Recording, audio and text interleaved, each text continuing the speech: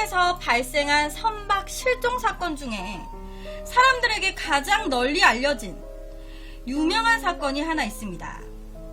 현재까지도요, 수많은 가설들만 제기됐을 뿐 그 진상은 아무도 파악하지를 못해서 현재까지도 세계 역사의 미스테리로 남아있는 사건이라고 하는데요. 여러 베니싱 사건 등의 모티브가 되기도 한 이 사건. 아마 미스테리에 관심이 있으시다면 들어보셨을 법한 사건이기도 해요. 바로 메리 셀러스토 미스테리 실종 사건입니다. 문제의 메리 셀러스토는요, 1861년 캐나다의 노바스코샤주 스펜서 섬에서 조슈아 두이스라는 사람에 의해 건조된 함선입니다. 함선, 배.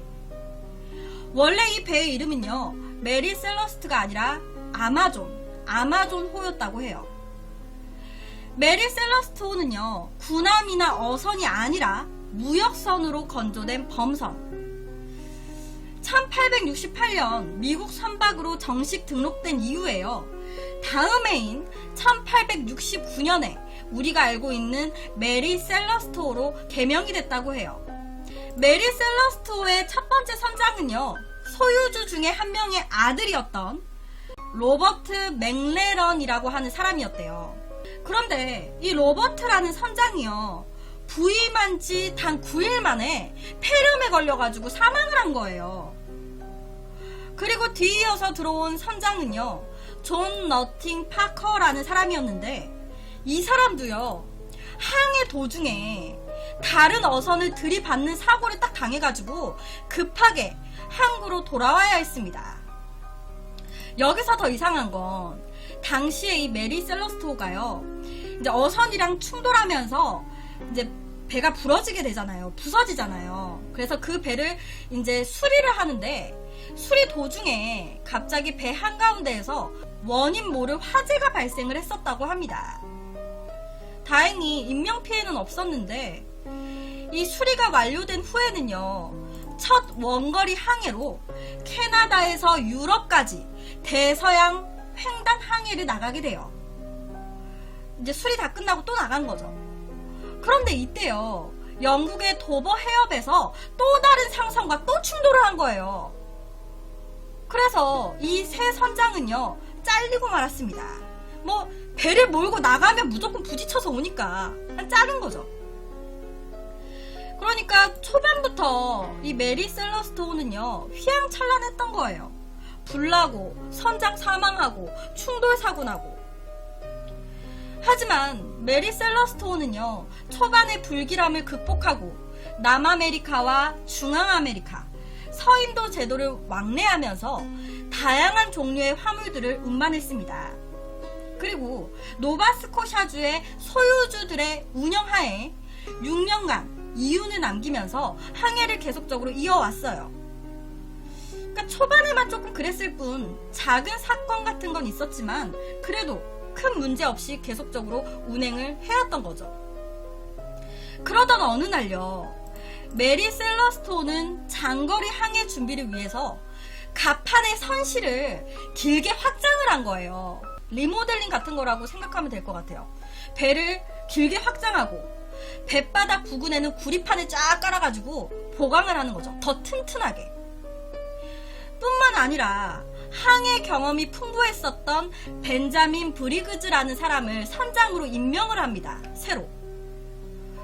그리고는 목적지인 제노바까지 알코올 원액을 실은 채로 1872년 11월 7일 브리그즈 선장의 지휘하에 메리 셀러스토는 무난히 순조롭게 뉴욕을 출발하게 되어 제노바까지 가는 거죠. 6년간의 다양한 항해 경험과 그리고 튼튼하게 리모델링된 선박, 그리고 유능한 선장이 있었기 때문에 그 누구도 항해에 문제가 생길 거라고는 생각하지 못했습니다. 그렇게 무난하게 알코올 원액을 실은 채로 출발했던 메리 셀러스토. 하지만 이 메리 셀러스토는요, 아무리 시간이 지나도 도착지인 제노바에 나타나지 않았습니다. 이때까지만 해도요, 많은 사람들이 뭐 해적의 뭐 선박이 납포됐거나 뭐 거대한 풍랑, 바람으로 인해서 파도에 휩쓸렸거나 바람에 휩쓸렸거나 그래서 좌초가 된 게 아닐까라고 생각을 했어요. 그렇게 메리 셀러스토가 사람들의 기억에서 잊혀질 무렵인 한 달 정도 지난 1872년 12월 4일 약 오후 1시쯤에 영국의 상선이었던 디 그라티아호의 조타수 존 존슨이라는 사람이요. 아조레스 제도와 포르투갈 사이의 북대서양에서, 그러니까 그냥 널찍한 바다에서 수상쩍은 범선한 척을 발견하게 됩니다. 넓은 바다에서 이상한 배가 발견된 거죠. 발견 당시 디 그라티아호의 위치는요, 대략 포르투갈에서 한 1000km 정도 떨어진 장소였어요. 그리고 이 수상한 선박은 약 8km 정도 디 그라티아호로부터 떨어져 있는 상황이었습니다. 8km.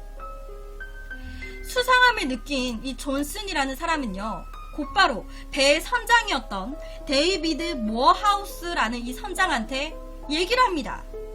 아니 선장님, 저기 앞에 이상한 배 한 척이 있는데 저거 한번 확인해봐야 될 것 같은데요? 좀 뭔가 이상합니다. 선원들은요, 곧바로 정체불명인 이 배의 이제 신원, 그러니까 정확하게 확인하기 위해서 조심스럽게 이 배로 다가가기 시작했어요. 저 배 뭐야? 하면서. 의문의 선박은요, 파도에 따라 좌우로 약간씩 흔들리면서 움직이고 있었는데 뱃머리의 삼각 돛대와 앞 돛대의 일부분만 펼쳐진 채로 달리고 있는 상황이었어요. 그런데 이상한 건요, 이 디 그라티아호 선원들이 이제 한 8km 떨어져 있었다고 했잖아요. 그러니까 좀 멀찍이서 신호를 보낸 거예요. 그런데 아무리 신호를 보내도 인기척 하나 없이 아무런 반응이 없는 겁니다. 너네 뭐냐? 너네 무슨 배냐? 신호를 보내도 답이 없는 거죠. 이에 불길한 예감이 좀 들긴 했지만 혹시라도 있을 인명사고를 대비하기 위해서 이 선원들은 용기 내서 문제의 선박에 400m까지 접근하는데 성공을 하게 됩니다. 가까이 이제 붙은 거죠. 그리고는 약 2시간여 동안 배를 조심스럽게 관찰하기 시작했어요. 그러니까 옮겨 타진 않고 서로 각자의 배에서 이렇게 쓱 보는 거죠. 400m 정도 가까이 붙어가지고. 선박의 외형을 살펴보던 이들은요, 배가 항해 중이지만 우연 방향으로 불안정하게 항해를 하고 있었고 천천히 지브롤터 해협 쪽으로 전진하고 있었다라는 것을 확인하게 됩니다. 그러니까 이 배가 어느 쪽 부근으로 움직이고 있었구나, 이걸 확인한 거죠. 하지만 당시 이 배의 조타석이나 갑판에는요, 아무런 사람이 없었습니다. 아무도 없었어요.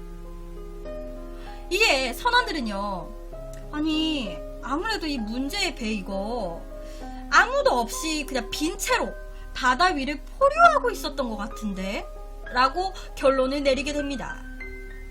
하지만 겉으로 봐서는 정확한 진상을 파악할 수가 없잖아요. 그래서 결국에는 이 선 내에서 조사단을 파견하기로 해요. 이제 디 그라티아호 이 선원들을 이 문제의 이제 배로 옮겨서 조사하게끔 만든 거죠. 선박의 뱃머리를 보던 이 선원들은요, 일순간 경악을 하고 말았습니다. 문제의 선박이 바로 한 달 전에 갑자기 모습을 감췄던 메리 셀러스토어였던 거예요. 딱 옮겨져서 조사를 딱 해보려고 딱 보니까 이거 한 달 전에 그 배인데? 첫 조사를 지휘하게 된 디 그라티아호의 1등 항해사 올리버 데보는요, 선원 몇 명을 이끌고 메리 셀러스토어에 올라탔습니다. 조사하려고. 그런데 당시에 이 메리 셀러스토어 안에는요, 아무도 없었다고 하고요, 배 전체는 완전히 젖어가지고 엉망인 상태였다고 해요.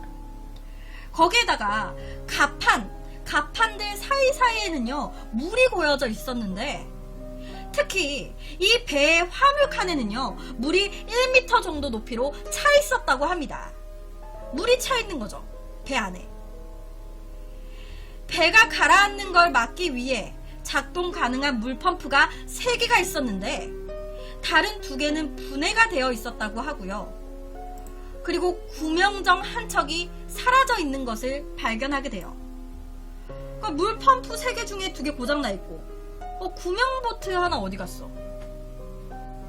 이에 조사단은요, 배 안에서 어떤 긴급한 상황이 발생을 했고 이에 선원들이 다급하게 배를 포기하고 도망간 것 같다, 대피한 것 같다라고 잠정적인 결론을 내리게 됩니다. 그런데요, 메리 셀러스트호 선박을 처음 발견한 디 그라티아호 선장은요, 메리 셀러스트호 선장과 아는 사이였습니다. 두 선장끼리 예전에 술자리도 같이 가지고 했었다고 해요. 그렇다 보니까 이 디 그라티오 선장은 너무 이상한 거죠. 도대체 메리 셀러스토가 어째서 목적지에 도착하지 않았는지, 왜 이렇게 빈 선박으로 바다 위를 떠돌고 있는 건지 굉장히 의아해했었다고 해요. 아니, 얘는 어디 갔지? 얘는 어디 갔는데 왜 배만 이렇게 떠돌고 있어? 자, 옆에가 메리 셀러스토의 사건이 발생한 지점입니다. 이 지점을 보고요, 몇몇 사람들은 베니싱 현상이 자주 일어난다는 버뮤다 삼각지대와 이 메리 셀러스토가 관련이 있는 거 아니냐, 연관이 있는 거 아니냐라는 이야기도 많이 나왔었다고 해요. 그러니까 차원을 넘어간 거 아니냐, 이 사람들이. 뭐 그런 얘기가 나온 거죠. 자, 여러분, 이 사건의 주요 미스테리 요점은요, 배는 한 달 뒤에 발견이 됐어요. 그런데 그 배를 탔던 선원, 선장 등등 다 아직까지도 모른다는 겁니다. 실종이라는 거예요. 이 부분이 설명이 안 되다 보니까 이 메리 셀러스토의 조사가 시작이 딱 되고 여러 가지 의문과 이야기설들이 난무하기 시작했습니다. 제일 첫 번째로 나온 가설은요, 선장과 선주가 이 배에 걸려져 있었던 보험금을 딱 노리고 꾸민 자작극 아니냐, 이거 생쇼하고 있는 거 아니냐, 결론은 돈 아니냐라는 가설이 나왔습니다. 이 배의 선주는요, 모아하우스 선장이었습니다. 디 그라티아호 선장. 근데 이 선장이 선주인 거예요. 거기에다가 선주인 모어하우스 선장이랑 이 문제의 배의 선장이었던 브리그즈, 이 두 사람은 출항 전날까지도 만나서 술을 마시면서 친분이 있었다고 해요.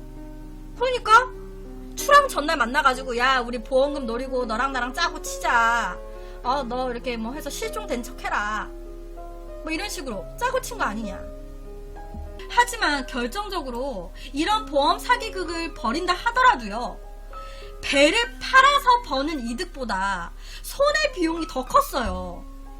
이렇게 그냥 짜고 칠 바에는 그냥 배 하나를 파는 게 선주 입장에서는 더 남겨먹는 거예요. 이런 사건이 딱 일어나고 선주한테는 득이 된 게 하나도 없는 겁니다. 보험금 그거 받아봤자 내 배값보다도 못하다고. 그냥 내 배 하나 파는 게 더 돈 된다고. 내가 뭐하러 그런 짓을 합니까? 더군다나 아무리 자작극이라고 해도요, 선원들 뿐만이 아니라 승객들까지 감쪽같이 사라졌기 때문에 둘만의 범행이라고 하기에는 좀 무리점이 많았어요. 결정적으로 선주한테는 득이 된 게 없으니까. 하지만 진상 여부를 확인하기 위해서는요, 배에 함께 타고 있던 관계자들의 증언이 필요했기 때문에 이 당국에서는요, 영국과 미국의 항구에 브리그즈 선장 일행들의 수배령을 내렸습니다. 메리 셀러스토에 당시 탑승했던 선원, 선장 혹은 승객들, 이렇게 수배령 내린 거죠. 찾고 있다고. 하지만 그들의 흔적은 찾을 수가 없었어요. 또 하나의 선로는요, 다양한 국적으로 구성이 되어 있었던 선원들이 각자 국적에 따라서 다툼이 벌어진 거예요. 그래서 메리 셀러스토 배 안에서 반란이 일어난 거죠.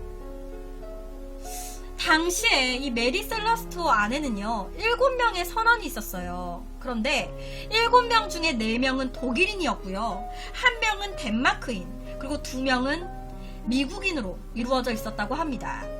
그래서 당시에 가장 수가 많았던 독일인, 이 독일인이 이 작은 배 안에서 반란을 일으켜갖고 다 죽인 거 아니냐 라고 의심을 받았는데요. 하지만 이것도 조사 결과 반란 가능성은 희박해 보였어요. 이 배가 발견됐을 당시에 도끼 자국과 그리고 더럽혀진 칼이 발견이 됐어요. 그리고 약간의 혈흔도 함께 발견이 되긴 했는데, 이 혈흔이라는 것도 정말 약간 그 반란이 있었다라고 보기에는 힘든 수준의 혈흔이 발견이 된 거예요. 특히 이 배의 내부가요, 정말 깔끔하게 정리정돈이 되어 있었대요.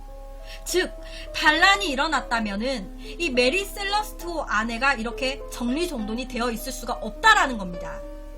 싸움 일어나서 다 죽였어. 그럼 피가 난자해야 했을 거고, 막 이리저리 어질러져 있는 게 맞는 상황이지 않을까요?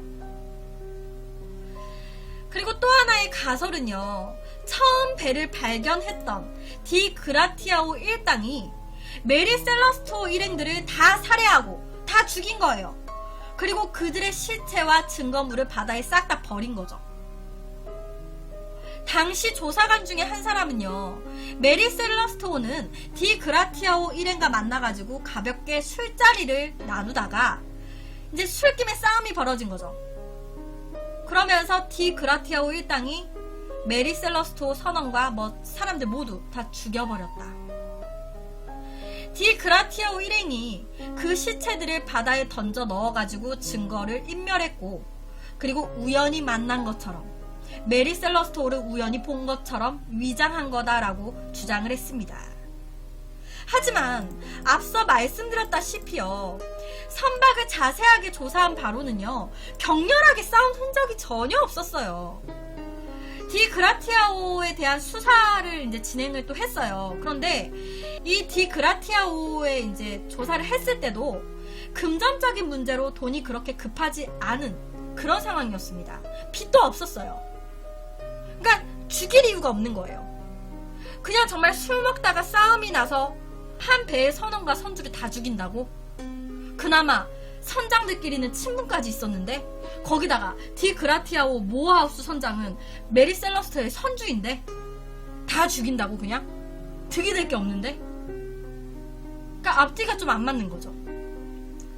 죽인 흔적도 안 보이고 죽일 이유도 없다. 여러 가지 설들이 나돌았지만 증거는 아무것도 없는 상황. 우여곡절 끝에 수사관들이 내린 결론은요, 원인 불명. 역사상 처음으로 원인 불명의 선상사고로 결론이 났습니다. 그런데 여기서부터 같이 생각을 하면서 추리를 한번 우리 해봅시다. 이 사건의 첫 번째 의문점은요, 발견 당시에도 메리 셀러스토우는요, 운항이 가능한 상태였다라는 겁니다. 메리 셀러스토우는요, 상당한 양의 물이 차 있었기에 침수가 우려되기는 했어요. 하지만 여전히 항해에는 문제가 없는 상태였다고 합니다. 선박에는요, 제가 앞서 말씀드렸듯이 배수를 위한 펌프 3개가 꺼내어져 있었는데 2개는 분해가 돼서 고장이 나 있는 상태였고요, 하나는 발견된 그 순간까지 작동이 가능한 상태였습니다. 이 말은요, 정말 사람들은 왜, 어디로, 어떻게 모두가 사라진 거냐라는 거예요. 배가 어느 정도 운항이 가능한 상태였는데 왜 두고 떠났지? 다 어디로 간 거지? 그리고 이 배 안에는요, 선원들의 개인 물품들도 그대로 남겨진 상태였습니다. 그렇기에 해적들이 선박을 약탈했을 가능성 또한 상당히 적어 보였어요. 그리고 만약에 배가 그래도 침수될 것 같다 그래가지고 구명보트를 타고 선원들이 대피를 했다고 쳐요. 근데 왜 아무것도 안 가져가, 선원들이? 물품을? 보통 막 이렇게 우리 다른 걸로 이동을 하자, 이 배를 버리자 했을 때 좀 물품을 좀 챙겨가지 않아요, 선원들이? 근데 선원들의 물품 다 그대로 있었거든요. 어떠한 형태의 싸움이나 폭력의 흔적도 발견되지 않았습니다. 깨끗이 정리정돈이 되어 있는 상태. 그런데 이상한 건요, 선장의 항해 일지를 제외하면요, 모든 서류가 사라져 있었대요. 딱 항해 일지만 있는 거예요. 그런데 그 항해 일지도요, 11월 25일까지만 기록이 되어 있었다고 합니다. 배의 시계는 고장이 나 있었고요, 나침판도 부서져 있었어요. 정밀하게 시간을 측정하는 항해 도구 사라져 있었습니다. 시간 측정 도구 사라짐. 배의 주 돛을 올리고 내리는 밧줄도 없었고요. 배의 유일한 구명정, 구명 보트, 작은 돛담배도 사라져 있었습니다. 밧줄 하나가요, 아주 단단하게 배에 묶여져 있었긴 했는데 밧줄의 반대쪽은요, 물이 이제 드리워져가지고 배 뒤쪽을 따라오고 있었대요. 그러니까 이게 무슨 말이냐면 밧줄이 하나가 배 뒤쪽에 다 해진 채로 따라오고 있는 거예요. 당시에 이 화물인 알코올 통, 이 통들도 이 배 안에 그대로 있었다고 합니다. 하지만 이 알코올 통들 중에 9통 정도가 비어 있었대요. 알코올이 없는 상태. 그 비어 있었던 9통은요, 붉은 오크 나무로 만들어진 것이었는데 나머지는 흰 오크 나무로 만들어진 거였다고 해요. 그러니까 붉은 오크로 만들어진 통, 그 통 안에 있었던 알코올들만 없는 거예요. 원래 붉은 오크로 만들어진 통들은요, 투과성이 강하기 때문에 알코올이 휘발을 해가지고 가스로 이 통 밖으로 새어 나오기가 쉽다고 합니다. 그러니까 흰 오크 통들은 괜찮은데 붉은 오크 통으로 만들어진 거는 그 안에 있는 휘발유가 밖으로 가스로 새어 나올 그럴 가능성이 있는 거죠. 여러 정황들을 종합해 보면요, 어찌 됐든 간에 메리 셀러스토어는 11월 25일 이후에 배 안에 있던 사람들이 모두 감쪽같이 사라진 걸로 추정이 됩니다. 그리고는 열흘이 넘는 시간 동안 유령 같은 항해를 했던 거예요. 이 배 혼자서. 왜 이렇게 된 거냐라는 게 의문점인 거죠. 혹시 사람들이요, 구명보트를 타다가 메리 셀러스토어와 떨어지게 된 건 아니었을까? 그러니까 발견 당시에 배 구명보트가 사라져 있었어요. 그렇다 보니까 이 메리 셀러스토어에 어떠한 응급 상황이 발생을 했고 배에서 구명보트로 옮겨서 타기 위해 이제 이 선체를 보트와 단단한 밧줄로 연결을 시키고 있었는데, 옆에처럼 보트랑 선체랑 연결을 시키고 있었는데 이 밧줄이 뚝 하고 끊어지면서 사람들이 다 표류했다라는 거예요. 이 가설은요, 2008년에 한 TV 다큐멘터리에서 설명한 적이 있었습니다.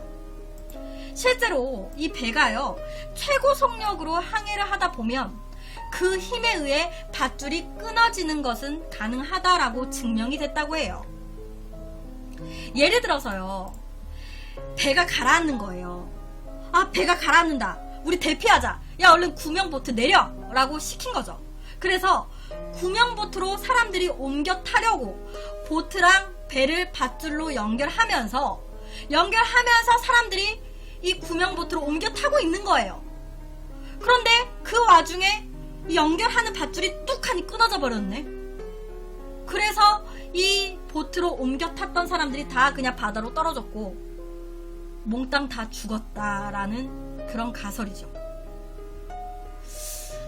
또 다른 건 화물에 있었던 알코올 드럼통이 폭발한 게 아닐까라는 이야기도 있었습니다. 앞서 말씀드렸던 붉은 오크통, 9개의 드럼통과 관련하여 나오게 된 가설이에요. 사건이 일어날 당시에 이 드럼통에서 알코올을 머금고 있었다는 가정하에 이제 이 이야기가 나왔다고 했잖아요. 이 오크통에서 기화가 된 이 알코올이 점점 이 통 밖으로 새어 나오는 거예요. 가스로. 그래서 화물칸을 가득 채웠던 게 아니었을까, 이 가스가. 그리고 사고가 발생했던 그 순간에 어떠한 충격으로 드럼통을 유지하는 철제 밴드가 서로 부딪히면서 그러니까 어떠한 마찰로 인해서 순간적인 스파크가 팍하니 일어났고, 이 알코올을 이 스파크가 점화를 시키면서, 그러니까 불이 발생하면서 선체가 폭발한 거 아니었을까? 실험에 의하면요, 에탄올은요, 워낙 낮은 온도에서도 불이 붙기 때문에 이 드럼통을 전혀 그슬리지 않고도 폭발을 할 수가 있다고 합니다. 이 거대한 폭발음을 듣게 된 브리그즈 선장이, 이 배 곧 폭발하겠다, 빨리 하산해야겠다, 이 배 버리자 라고 판단하고 사람들이 급하게 구명보트로 피신을 시켰는데 예상보다 큰일이 없었던 거죠. 그래서 이 선체는 홀로 빈 채로 대양을 표류하고 있었던 게 아니었을까. 그러니까 폭발할 거라고 생각해서 대피했는데 폭발 안 한 거죠. 옆에 인물은요, 안드레아 셀라 박사라는 분이신데 2006년도에 영국에서 지금 말씀드렸던 폭발설을 근거로 해가지고 실험을 한 사람이에요. 정말 이렇게 했을 때 어느 정도 폭발이 가능하다, 아니면은 드럼통을 그슬리지 않고 폭발할 수 있다, 이런 거를 입증한 사람이라고 해요. 알코올을 싣고 있었는데 기화된 알코올이 배 안을 가득 채웠고 선장이 불날 것 같으니까, 다 죽을 것 같으니까 대피하자 라고 해서 구명보트로 다 옮겨 대피했다. 그 후에 배만 남고 발견이 된 거다. 근데 그렇다고 해도 이상한 거, 그 사람들 다 어디로 갔냐고.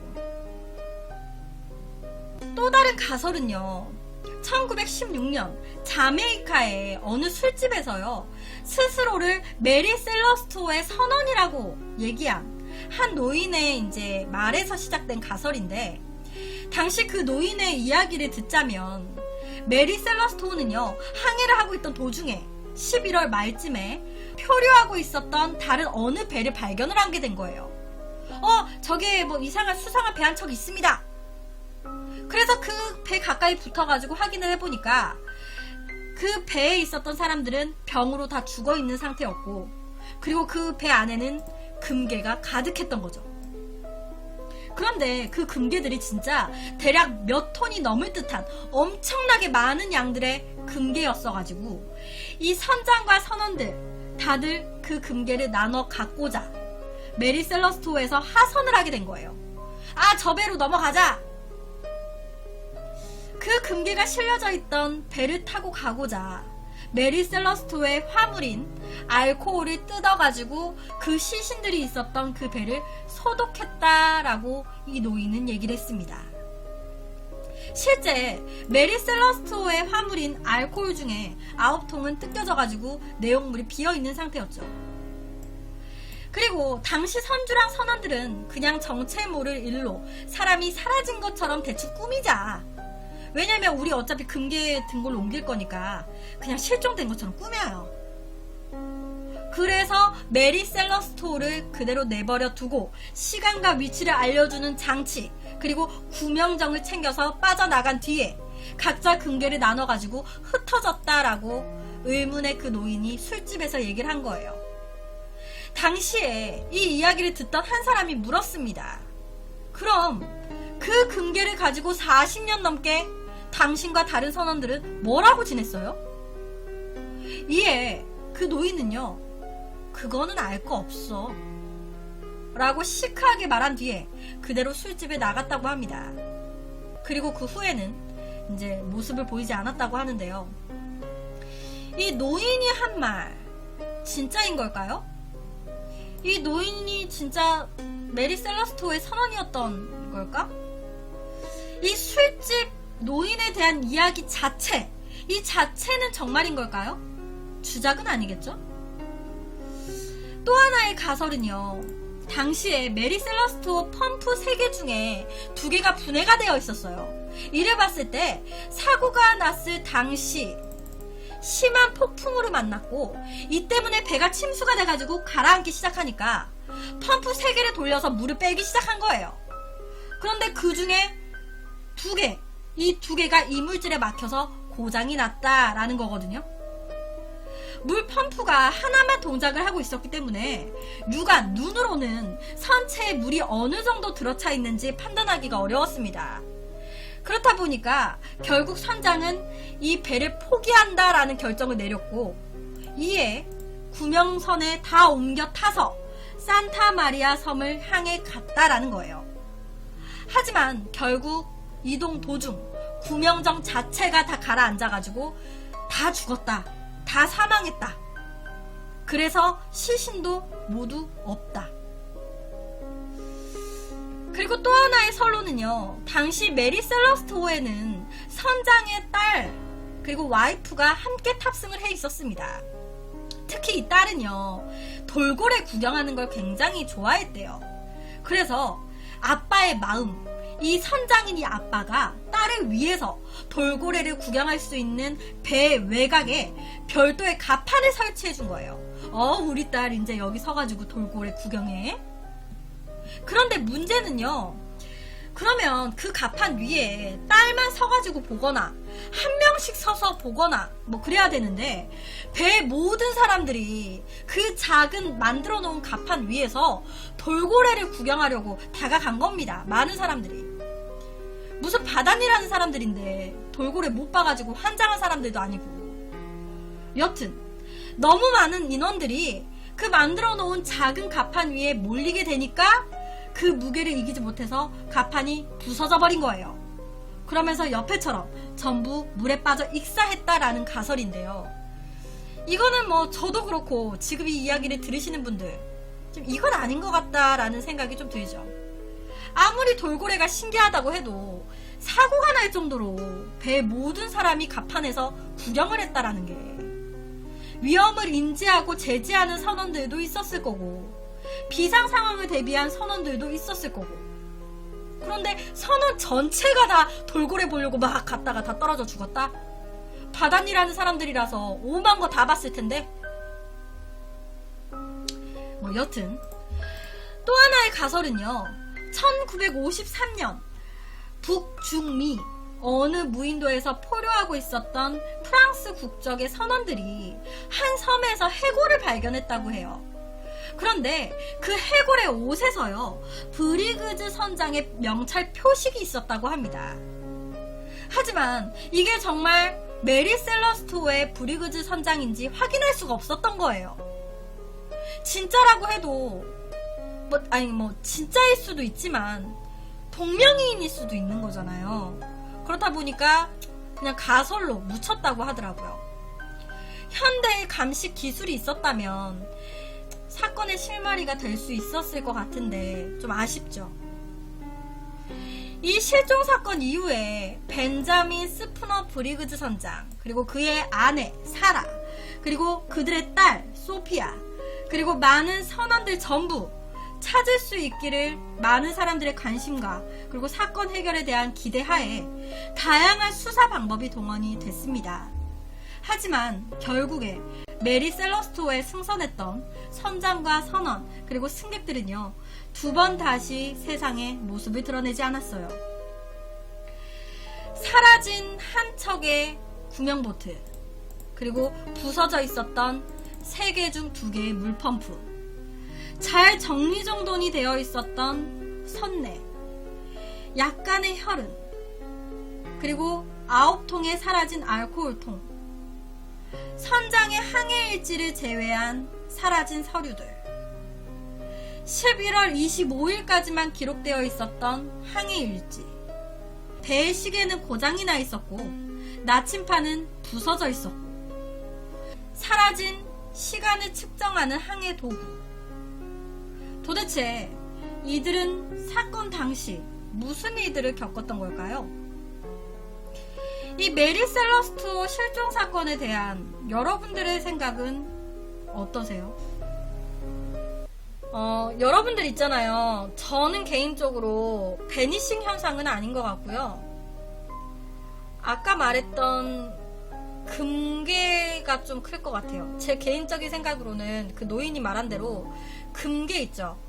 그 금괴 때문에 이제 배를 옮겨 탔고, 옮겨 탄 배에서 뭔가 사고가 났다거나 아니면은 뭔가 그래서 다 사망했을 가능성. 그래서 아까 그 북중미 무슨 프랑스 선원들이 그 브리그즈 선장 명찰 확인했다 했잖아요. 근데 그게 내 생각에 브리그즈 선장이 맞는 게 아닐까. 왜냐면 배를 옮겨 타갖고 그 배에서 또 무슨 사건이 일어난 거야. 근데 금괴가 가득 있었다면은 배를 옮겨 탔을 때 그 선원들과 선주, 선장 그 배를 탄 사람들끼리도 충분히 갈등이 있었을 수도 있겠다라는 생각도 들거든요. 왜냐면 금기가 있기 때문에 옮겨 탄 그 제한된 사람들 속에서 그 금괴를 또 다 차지하고 싶어가지고 그 안에서 또 살인이 일어나고 그랬을 수 있을 것 같아요. 그런데 배를 이미 옮겨 탔기 때문에 그 흔적은 그 배에 남아있겠지. 그래서 뭔가 어떤 사건이 일어났고, 그래서 브리그즈 선장과 혹은 일부가 그 발견됐던 그 섬으로 이제 표류가 됐거나, 또 나머지 사람들은 죽었거나, 그리고 그 배를 끝까지 차지한 사람은 그거를 이제 금괴를 차지했던 게 아니었을까. 그래서 그 중에 한 명이 술집에 왔던 그 사람이 아닐까. 그러니까 다 말을 못하는 거야. 그 금괴를 다 뺏은 것도 있지만, 도둑질한 것도 있지만, 결론적으로 그 배를 다 약탈한 거잖아요. 그러니까 그거를 약탈했다라는 것 때문에 얘기를 못한 것도 있겠지만, 그 배 안에서 자기네들끼리 또 살인사건이 일어나가지고 더 말을 못하기 때문에 그냥 그렇게까지만 하고 술집에서 나갔던 거 아니었을까. 그럴 수도 있지 않을까요? 근데 전원이 그렇게 금괴를 위해서 옮겨 타진 않지 않을까요? 근데 금괴가 가득 있다고 하면 전원이 다 옮겨 탔을 수도 있어요. 왜냐면은 사람이 그런 게 선동이 무섭다고요. 한 명이 아니라 거의 대부분이 야 옮겨 타자, 우리 저걸로 이제 인생 필 수 있다 이러면은 내가 이 배에 혼자 남아있을 순 없잖아. 그러니까 등 떠미듯이 그럼 나도 그냥 그 배에 같이 탈래 하고 다 옮겨 탔을 수는 있을 것 같아요. 그리고 근데 이제 그 배 안에서 돈에 이제 눈이 멀어가지고 다 차지하기 위해서 어떠한 난동과 어떠한 그런 게 일어났을 수 있을 것 같아요. 그래서 거기서 몇 명이 죽고 이렇게 다 할 수 있지 않을까? 승객들? 근데 솔직히 그럴 수 있지 않을까? 우리가 막 배를 타고 가요. 그러다가 우리 일반 승객은 모르잖아요. 근데 선장이 그러는 거야. 지금 여기서 잠깐 배를 갈아타도록 하겠습니다 라고만 얘기를 하면 승객들은 잘 모르니까 여기서 배를 갈아타나 보다 하고 갈아탈 수도 있지 않을까요? 그래서 갈아탄 다음에 뭔가 거기서 또 사건이 일어나는 게 아닐까? 나는 계속 배를 갈아탔고 거기서 뭔가 사람을 죽이거나 말거나 그런 사건이 일어났을 것 같아. 그래서 몇 명 이제 그렇게 시체로 발견되고 몇 명은 바다에 떨어져서 안 발견되고 그 끝까지 이제 가로챈 사람은 그거를 금괴를 다 가지고 숨어갖고 살다가 술집에서 잠깐 이렇게 탁 얘기한 게 아니었을까. 근데 만약에요, 금에 눈이 멀면 다 죽이고 증거 없애기 위해서 다 바다에 매장하고 배를 갈아타고 도망갈 듯. 그럴 수도 있지. 금괴가 있다는 걸 발견하는 순간 그 배 전체에 다 알려지진 않았을 것 같아요. 그치. 그치, 거의 원피스죠. 이게 되게 유명한 사건이거든요. 실종 사건. 이게 미국에서도요, 다큐멘터리로 굉장히 많이 다뤄졌어요. 사람들이 어디로 간 걸까? 근데 솔직히 간단하게 얘기하면 사람들이 다 바다에 빠져가지고 조금 시간이 지나버리면 시체를 다 못 찾을 수도 있지 않나? 멀리 떠내려가 버리면? 한 달 정도면 배가 한 달 뒤에 발견됐잖아요. 근데 한 달 정도면 시신이 안 발견되지. 하루만 지나도 바다에서는 어디로 갔는지 모르는데 물고기밥이 될 수도 있는 거고 고래밥이 될 수도 있는 건데 그냥 솔직히 그냥 배 옮겨 타고 거기서 다 계속 할 수도 있는 거고 하여튼